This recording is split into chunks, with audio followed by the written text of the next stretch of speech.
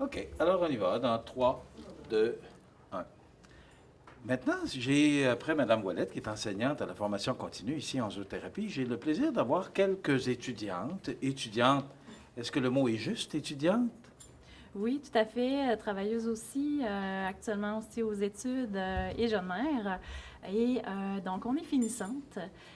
Donc, au niveau de l'attestation d'études collégiales en zoothérapie. Et on termine justement là, notre bel accomplissement.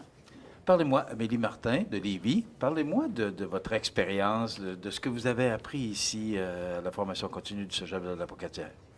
Oui, bien en fait, on a appris, je dirais, beaucoup de choses. En fait, peut-être qu'on s'y attendait même pas. On a appris beaucoup de choses sur tout ce qui est communication à l'animal, bien entendu, pour bien connaître nos partenaires animaux à quatre pattes. Et aussi sur tout ce qui est relations d'aide, différentes clientèles. On a travaillé aussi beaucoup au niveau de l'intervention, donc s'adapter à un type de clientèle, à différents types même, je dirais. Et et bien sûr, là, pour intégrer là, notre partenaire animal. Vous aviez une formation. Parlez-moi de la formation que vous aviez avant d'arriver ici. Donc, avant d'arriver, j'avais une formation d'auxiliaire vétérinaire effectuée en France. Et bon, passionnée des animaux et des gens, j'ai voulu vraiment jumeler un petit peu ma passion et aussi des animaux là, versus la relation humaine. Et donc, c'est ce qui m'a amené finalement là, à faire cette attestation.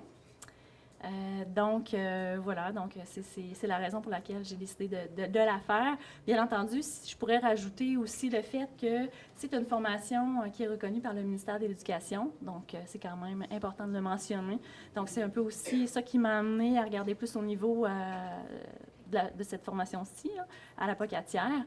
Donc, je dirais que c'est pas mal les grandes lignes, là. Puis le fait que c'est à temps partiel, je suis jeune mère, ça m'a permis vraiment de jongler à travers tout ça pour l'accomplissement là, de mes études.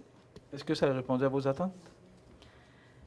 Oui, tout à fait. Je dirais même au-delà parce qu'on dirait que ma vision a beaucoup changé par rapport à la relation à l'animal. Dans ce côté-là, je connaissais le potentiel. J'en connaissais peut-être pas autant avant. Donc là, maintenant, je pourrais même dire que oui, le chien, on le sait, il peut être utilisé en thérapie, mais je pourrais dire aujourd'hui que même le poisson rouge pourrait être utilisé. J'irais même jusqu'à dire ça, étant donné qu'on peut voir le potentiel dans beaucoup, beaucoup, beaucoup tout ce qui est être vivant. Donc, voilà. J'ai entendu escargot, là, je viens d'entendre poisson rouge. Tout Eh à bien, fait. j'apprends beaucoup de choses aujourd'hui. Parlez-moi de votre complice. Donc, Comment il ici, s'appelle? elle s'appelle Elle Heidi. s'appelle. Oui, tout à fait. Heidi est une border terrier de 5 ans qui a fait la formation avec moi. Donc, elle a débuté, elle avait 2 ans à ce moment-là. Donc, c'est une petite chienne qui peut paraître très calme, mais qui est très vive d'esprit quand on